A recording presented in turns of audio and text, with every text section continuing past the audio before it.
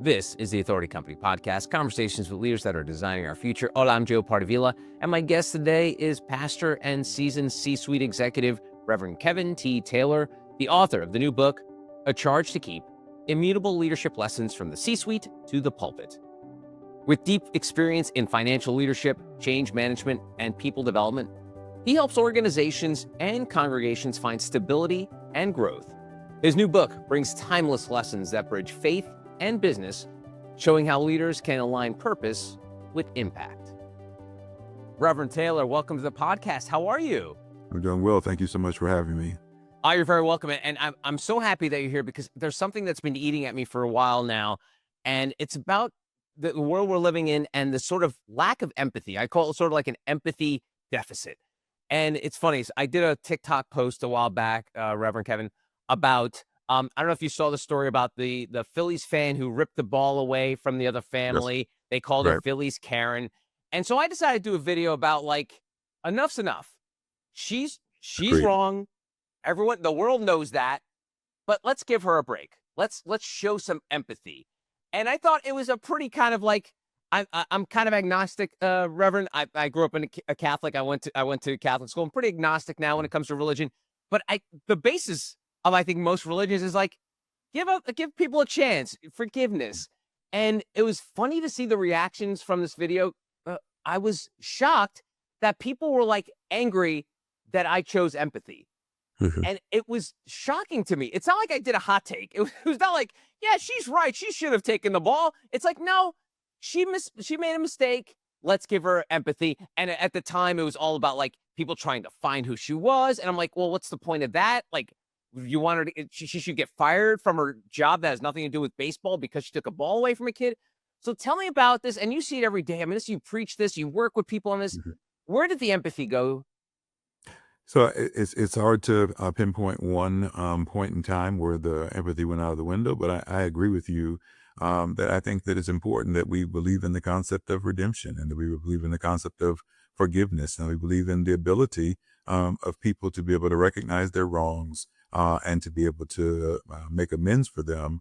But the beauty of forgiveness is that when you say that you forgive someone, what you're actually saying is that I am removing the consequence, the negative consequence that will come as a result. And so I'm no longer going to seek that consequence. And that's not to suggest that, people should go around murdering and that there won't be a consequence of the law. It is, though, to be able to say that because we love one another and recognize that each of us is prone to mistakes and that none of us is perfect, that it is okay to extend grace and mercy to those who have done us wrong. And living with the fear of being doxxed or being, harassed on the job only makes it so that people are so uncomfortable and so afraid of making mistakes that when they do, that they believe that their lives could be lost. And I think that's not where we want to be. And so this is not at all an excuse for her or for her behavior. It is instead an opportunity for us to come together as a nation and recognize that we are more loving and kind than this, and that we can show grace and that we can show empathy to all of those, even those who have wronged us.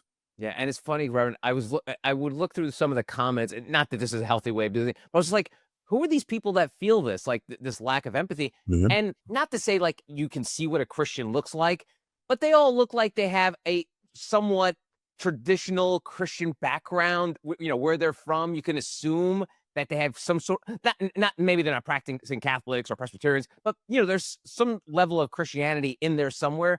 And that to Mhm. me, I remember as a kid, that was like rule number one, Jesus, right? That was like of Right. all the things Jesus taught, like that was rule number one. So, and it's funny, I've spoken to many either Christian or faith leaders about this, how, when it comes to the Bible, I often joke, it's like grocery store Catholics, like you pick and choose what parts of the Right. Bible you go with. And that's one of them that people choose to not pick off the shelf. Like, nah, I'm not going to do that. How do you thread that needle as a faith leader and and having those guiding principles of the Bible? Because because as you know better than I, there are some arcane principles in the Bible. I mean, isn't there? I think Mhm. it's a sin like if you wear two different fabrics of different Mhm. animals or something like that. There's some offbeat, strange Understood. things in there. So how do you when you speak to your constituents, some folks, it's like, how do you handle, living a life of faith, but also sort of picking and choosing which rules apply to you? Yeah, so I hear the heart of your question. Let me clarify that I think that in reading the Bible and understanding the Bible, we have to accept that the Bible is true and was divinely inspired, and that even the things that we perhaps don't fully understand or appreciate are still in the Bible for a reason. I think the broader point that you're making, however, is that we've got to be willing to embrace the challenging parts as well, and not just cherry pick the ones that we want for what suits us in the moment. And the specific example that you're showing or speaking to reminds me of a situation that I was in and that I described in the book, where I was encouraging an organization to work with an incumbent in the energy space, so a clean energy company working with an incumbent in the clean energy space. And because this incumbent has now said that they believe that climate change is real, and they've put their money where their mouth is, and they've made the choice that they are going to work to be able to reduce the effects of climate change, and that as an organization that's committed to making this happen faster, we should do it. And this is the reason I'm bringing this up, is because I used a biblical example of Zacchaeus, who stood before the Lord and said, "Lord, if I have taken anything by any person by false accusations, I will restore them fourfold." And he was a tax collector, and not just any tax collector. He was the chief tax collector in the region. And this is what he said in response to having met Jesus, that he would make restitution for what he has done, and that Jesus loved him, and that he ate at his house with his family, and people talked about him as a result. People talked about Jesus for going to his house, but like he's a person, and he made amends. He lived his life, and so he's now prepared to be able to move forward. And when I use that example, it was met with such resistance, and people angry. I mean, I got letters from school children who said, this is not consistent with your mission, and how dare you choose to work with this organization, and from a country that we have very loose ties with as Americans.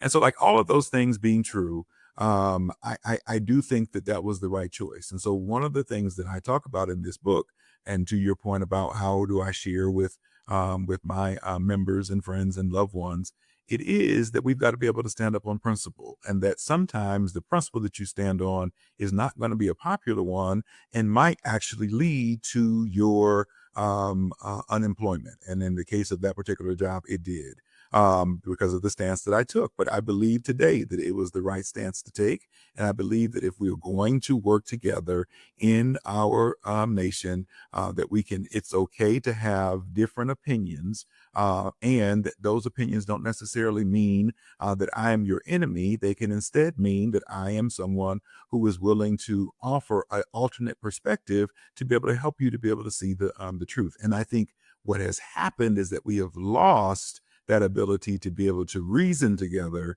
and instead have become so beholden to our ideas, and think that we are correct, and that our media echo chambers reflect what it is that we are thinking. So therefore, everybody else must be wrong, and that's not the reality. There are multiple interpretations. There are different people of different faiths and different experiences, and we can reason together on some things, and we can disagree on others. But that doesn't mean that we have to be disagreeable toward one another.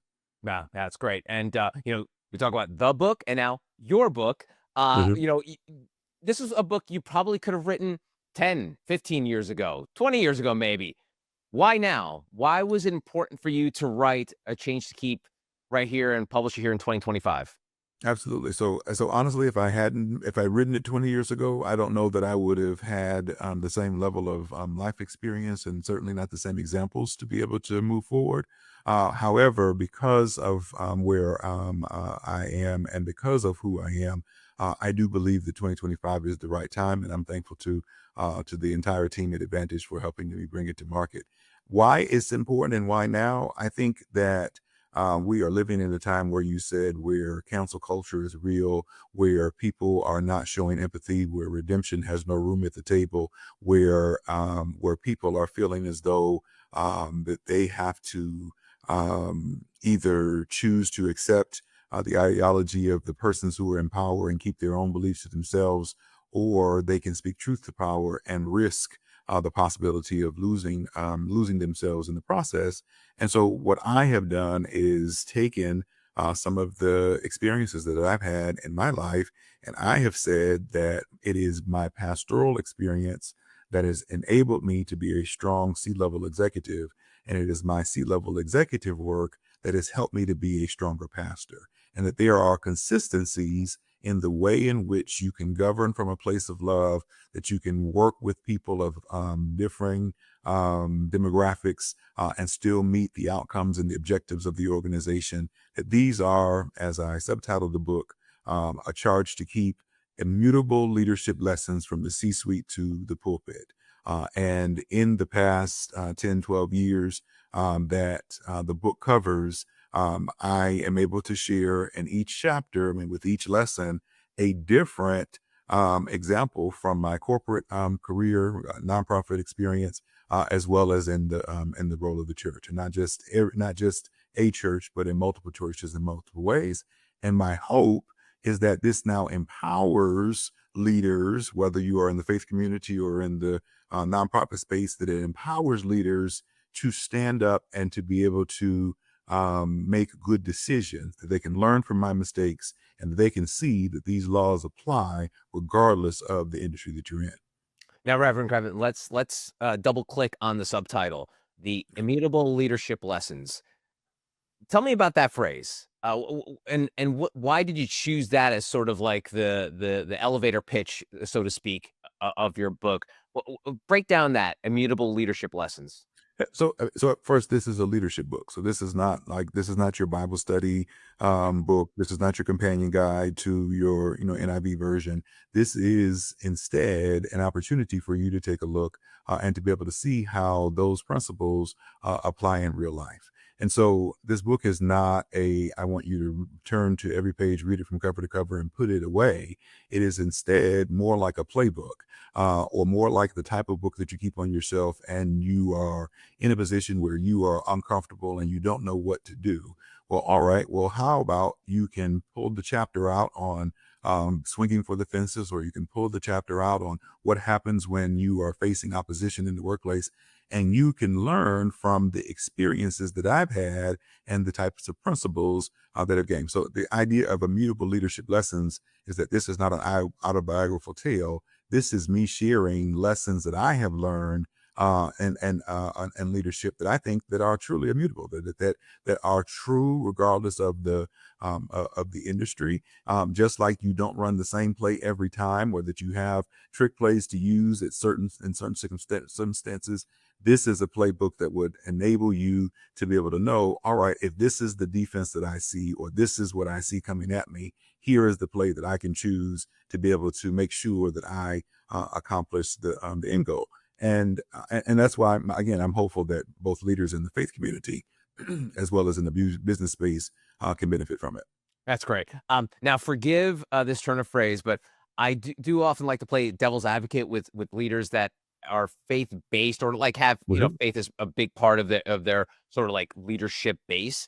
And I often say to these leaders, I've read the Bible. I don't remember any point of it where Jesus had to lay off like 5,000 employees or had Mhm. to fire somebody. And, I use that as a pithy joke, but like, how do you manage that? The following the footsteps of Jesus, and living living the way of with Christian values, but then also be, again, pardon this phrase, like a cold, ruthless leader. Because sometimes hard decisions need to be made. So I often ask people who've seen me do these podcasts for talking to faith-based leaders. I often ask this question because I'm genuinely curious about this. Like, how do you manage that? How did you manage that? Mhm. And I've listened. I've been through circumstances where I've needed to be able to lay off people, where I've been a part of organizations where contraction was the right approach. And those times are hard. Being able to look people in the eye and tell them something that is going to be disappointing to them or is going to cause they and their families economic hardship is never easy. I think the Bible does speak to the idea of being able to count the cost. And so Jesus describes in the New Testament, he speaks to the idea that no person would go to war without first understanding the cost that it would take to be able to make it happen. And no person would build a building without first determining the cost that it would do to do so. Otherwise, you would be in the middle of the building project and not be able to complete it. And people then mock you for not having full visibility. I think to the point that you're making, though, the idea of being able to right size an organization is the right decision. I think that the Christian principles show up in both the ways that you communicate that to persons, as well as the ways in which you recognize their humanity after that choice has been made. So it's one thing to be able to say that I'm going to deliver a pink slip to you and today's your last day, get out. It's another thing to be able to say, and I understand that this is difficult, and so we're going to offer you job placement assistance. We're going to help you. Our severance package to you is going to be generous to be able to help you to be able to land on your feet, and we reserve the right to recall you should the economic situations change. I think there is the book Love as a Business Principle that I read that talked about the idea of leading with your values actually makes the organization one that is stronger for everyone. And that is not to say that there won't be lean times. Listen, we're living in a time where we all believe that recession is just around the corner, and that perhaps the market is not as strong as we think. And so organizations are choosing to contract, and we are seeing layoffs. But again, it is about how you choose to accomplish that, but also how employees understand how the marketplace is changing and how they can either reinvent themselves or make themselves more marketable or navigate these uncharted waters in order for them to come out on top. I've been laid off. I know how it feels. It's not a good feeling. And so to the extent that you can make that experience make that landing more softer for the individual, the better. It's never going to be soft because it's hard. You've lost your job. You've lost your health insurance. Perhaps you had a surgery. Perhaps you had a medical procedure that you were looking for. You have a mortgage or another bill to pay. But the ways in which we treat people as we enter and the way we treat them as they exit is important marker of who we are as people, and our Christian values, our faith values can drive those types of decisions. That's great. Thank you for indulging me. I know sometimes that is a tricky question for some people to answer, and it often falls into it's nothing personal, it's business. And I heard a leader say this once, and I totally agree with it. There's nothing more personal in business, because Absolutely. at the end of the day, the way we live our life, the way we raise our families, the way we work with our community, business is very personal. So, Mhm. and I'm sure you've seen Christian leaders who maybe be like, yeah, on Sunday, I'll go ask for forgiveness on Sunday, but I'm going to be an Mhm. a-hole today, and I'm going to, and I'm going to let people go without all those steps that you said you could take when it comes to being a Christian leader. So I think it's all about recognizing the fact that everything we do is going to touch everything else we do. So Mhm. to separate the two, there like that. People always laugh about the work-life balance. There really is no such thing, right, Reverend Mhm. Kevin? It's like all of that stuff's going to all mix together, and we just got to find a way to live by our virtues, live by our principles, and treat each other right. And that's absolutely right. And I think that you're also correct in being able to say that that character is who you are behind closed doors, but also in front of others. So you being an a-hole on 6 days of the week and then proclaiming to be perfect on Sunday is just inconsistent. The reality is that for many people, we may be the only Bible they ever read, which means that the way in which we react to things, the way in which we engage with others might be the only thing that points them in the direction of what it means to be a Christian.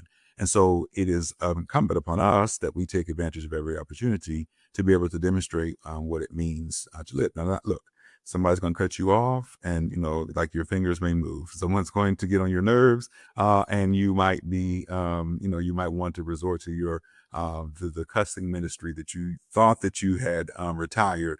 But the point that I'm making, as I say that in jest, is again that we want to be consistent in our lives. And the point that you also made, I think, is the right one, that that the lines blend, right? Like, you can get, like, gone are the days, I think, where people work 9 to 5 and they're not doing some work in the evenings. You have access to your work life on your device. You have laptops, and so there are ways that those lines blend. I'm simply arguing in the book that let's not try to artificially separate them. What can one teach the other to be able to help move forward? And again, that with the title, Leadership Lessons, I'm not just saying, and here are the church things that I've gone through. I'm saying, here's the way this lesson showed up at work, and here's the way this lesson showed up at church. And it's the same lesson. I just needed to apply it for a different context, but the lesson was the right one. And I think that is where I'm hopeful that this book helps. I mean, we close every chapter with bulletin notes and discussion questions, because this is not just your, all right, I want to get through these pages, I want to tell Kevin that I read it. This is, I need to think about this. I need to reflect on what this is. And I'm going to come back to this in the future when I am ever in this situation. That's great. And I don't want to give too much away of the book, but I would love for you if you could delve into the $6,000 miracle check story. I want people to dig into the other lessons, but would you mind sharing that story with us? Yeah, so I was at a church that had been foreclosed upon before I joined, and the denomination had to step in to be able to keep the church out of foreclosure. My job was not only to be able to help the congregation to heal, but to be able to work with the bank to be able to move us out of forbearance. And so in so doing, we we put together a plan to make that happen. The bank was not willing to be able to work with us, but they gave us some more time to be able to find a new lender. And lo and behold, I'm at a prayer breakfast where I'm the speaker, and we're talking about the power of prayer, and I'm walking through the different elements of the prayer and using the prayer that Jesus taught his disciples as being the guide. And afterwards, one of the people who I had not met before from the community came and said to me, Pastor, I understand you guys are going through a tough time.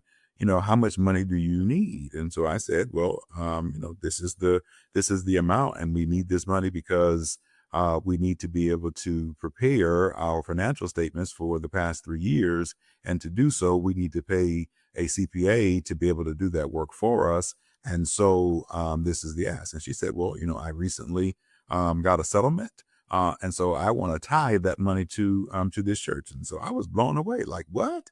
Like, and not blown away that God could do it, but blown away that, like, she was just at an event for which I was the speaker, and she, felt the Spirit leading her to be able to give. And listen, that was $6,000 that we needed. It came at the exact right time that enabled us to be able to do the things that we needed to do.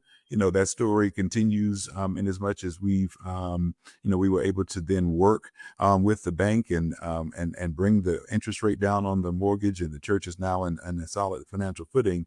But that story is a story of faith and faithfulness, and that in doing the work, that is when God shows up. One of my favorite passages of scripture is the nativity story as told in Luke, where the shepherds are keeping watch over their flock.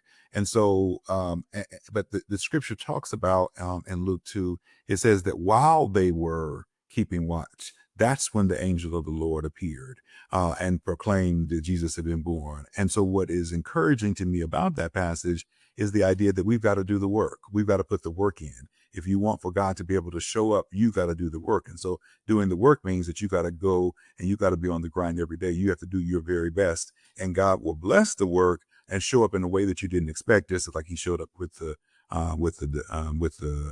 disciples, just like he showed up with miracles, just like he showed up with the angel proclaiming his birth. And so I did not expect $6,000 that day, but I'm thankful that we had it. And listen, I've come to church and I've opened checks from people. Oh, my so and so used to be a member of this church, and I just want you to know here is a gift for us. It's amazing to me. But I'm thankful for the way that God shows up just when we need him to.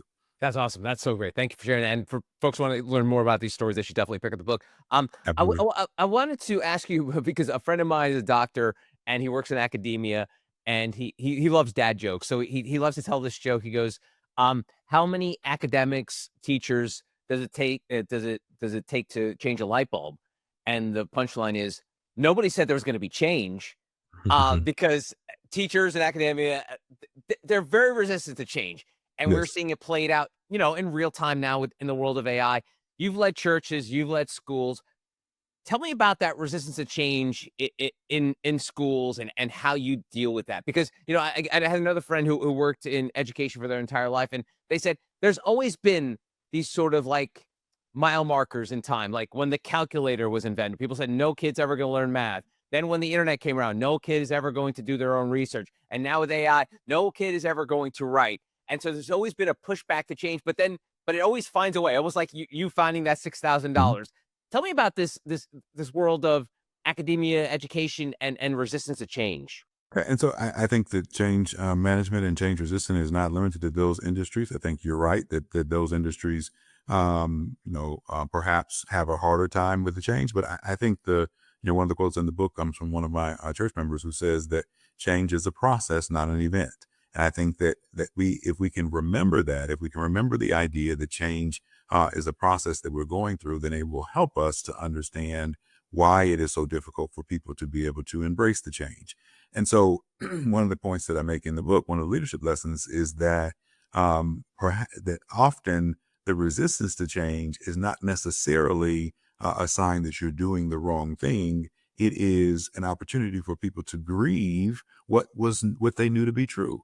I mean, so status quo is what people have learned to adjust to. Status quo is what people are doing, and so you introducing something new that is moving them out of their comfort zone is going to be something that they are going to resist. Now, Dr. Dolly Chung, who I quote in the book, did a leadership lesson where she explained that if we took 100% of something, that if you introduce change, that there are going to be 20% of the people who are going to go with you because that's who they are, and there are going to be 20% of the people who are going to kick against you because that's who they are, but there are going to be 60% of the people who can be convinced. And so what we're looking to speak to the 60% that can be convinced. We want to use the 20% who are with us to be the champions of the change, but we want to be able to go to the 20% of the people who are going to be most resistant, and we want to understand more about what it is that they are looking to be able to do and why. And you may not convert all of those people to the side. Perhaps it is a time in the organization's life that that person or those persons have outused, outextended their lives. That's okay. And that's a part of change management as well. But you're speaking to the 60% that can be convinced, because those 20% naysayers can also influence them just as much as you can. I think President Obama talked about, when passing the Affordable Care Act, that he brought the opposition into the room on multiple occasions, and they would then talk about what would needed to be changed, and then they came back and then they said, okay, well, we need this, then we need this added into the bill, and they came back again and that had been added, and we need this. And ultimately he got to the point where he said, are you ever going to vote for this? And they said, really, no, we're not. And so no amount of revision is going to be the thing that is going to enable us to be able to vote yes. We're always going to vote no. And in that situation, well, let's go on and pass the bill, because we know that this is what is right for us. And though I have worked hard to be able to convince you, it doesn't matter what I say, you are still going to be and they say, I think that is something that leaders need to know and understand, in because you can get so bogged down in the distraction of the naysayers that it actually keeps you in a perpetual state of fear that the only right answer is the status quo. But it's not. We have to change. Life changes. We are meeting today, but tomorrow will be a new day if we're alive to see it. So nothing stays the same. The only constant in life is change. You cannot, however, expect that just because you've proclaimed it by edict, that there going to be the buy-in that's going to be necessary for it to be codified in the lives of individuals. And so change management is a really big part of what the book is, and is also like a part of what is needed working with executives, teachers, with academia. Life is going to change. That's great. Great. Great. And so, I joked earlier about people picking and choosing what they follow in the Bible, but let's pick and choose something from your book that you hope, like, is there one principle that if readers could apply quickly? Obviously, like you said, they could go back and make notes. They could dog ear, go back to things. But if first read, is there one principle you'd like them to either follow, understand after reading A Change to Keep? Yeah, so in the book, I think one of the lessons, there are two chapters, but I only speak of one. Like one chapter we could go into is it's talking about swinging for the fences, but the principle that I think I would like for people to understand is the importance of being intentionally diverse. And so that's diverse in your ideas, diverse with the number of people at the table, across lines of gender, across lines of race, across lines of demographics, upon lines of religion, that the more diversity there is in the room, the better the ideas are and the ways in which they are shaped. And so I talk about, my upbringing in Ann Arbor, Michigan, and having been in the largest Black church in that community, but being in honors classes where not everybody looked at like me, but then coming to Tuskegee, where Ivy League, Ivy level Black HBCU, Black college, and I was in classes where there were students who didn't trust their white teachers because why would a white teacher teach at this Black school? I say that to be able to say that the idea of being intentionally diverse really matters. And if we go back to the earlier part of your conversation about empathy and the echo chamber that creates the idea that what I think is right, and I only are going to listen to people who are going to believe that I'm right. Groupthink is a thing. And groupthink is something that can be very dangerous. It can be dangerous for a product manufacturer, but it could also be dangerous for a church or for a organization that is scaling. It's important that there are diverse voices at the table who are going to be able to say, no, it's time for us to pull up, or no, I think we should go in that direction instead. And in order for us to be able to do that, we've got to be open to the idea that not every opinion is going to be the same. One of my favorite books is Jim Collins's Good to Great.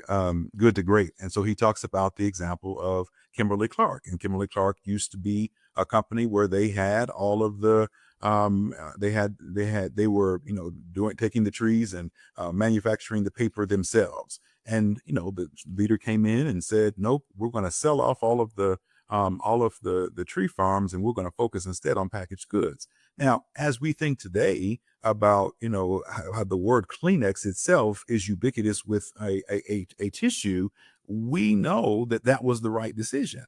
But I've got to imagine that there were some people at the table who said, now wait a minute, now we've been in this market for too long, and you're going to tell us that you're going to sell this thing off? But look at what happened as a result. Same with Netflix. They chose to look at their situation and say, no, we're not doing so well in the market with returning DVDs. But man, if we start streaming, and like they got ahead of the streaming market, they beat Disney and everybody else to the table, and they are by far the leader. I think the idea, though, is if you don't have diverse voices at the table, you will double down on what you thought to be true instead of being open to what the possibilities are. So in academia, when you talk about AI, yeah, Google was supposed to be the end of public education. But look at us now, where Google, the word itself, is synonymous with research, and AI will be too. We still have to teach people how to be able to communicate with one another, because AI is not going to be able to do that for us. And you can go to ChatGPT and make up anything, but what you give it will only help to be polished if you know what you give it. You can create something from scratch, but it's not going to be nearly as good as if it's not refined. And so we've got to still empower people to put something in order to get something better back. And that is still going to be the work of education. That will still be the work of academia, but it will also be incumbent upon us to have diverse voices, because if all we are hearing is what we believe, then we are missing out on a world that is out there. Wow, that's great stuff. Great stuff. Reverend, I always wrap up these conversations taking folks behind the dedication of the book. You dedicate the book to your children, but you also dedicate it to Emily. Thank you for walking beside me on this journey. Whether from the highest mountain or the lowest valley, the view is always better with you. Tell us more about Emily. Yeah. So Emily is my wife. We celebrate 6 years in November. And so we're thankful for that and for the time that we were together. So I'm thinking already about what my next book will be, and I think that it's going to focus on the cost of the anointing, the idea that being in ministry or being in leadership is difficult. And in one of the ways in which I'm thinking about writing that book is as in letters to my children, letters to my wife, letters to my parents, siblings, and employers, and even to my younger self. But to be able to say that that at the onset of this, that I'm not sure that she even appreciated how challenging it would be to be married to a preacher, and one who, and as a prophet, sometimes leaders don't like to hear what prophets have to say. It doesn't make the prophet wrong. It simply means that the message was unwelcome.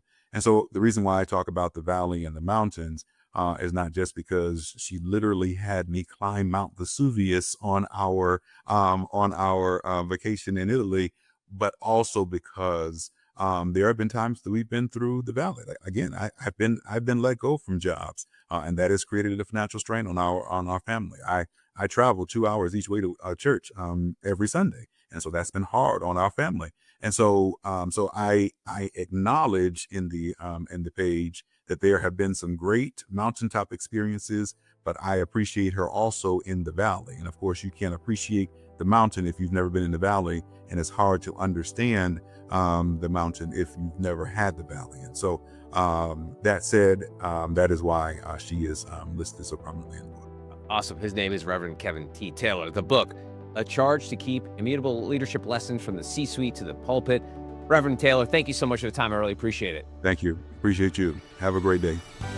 And that's going to do it for this episode. If you want to find out more information about Reverend Taylor and her other amazing authors, go to theauthoritycompany.com.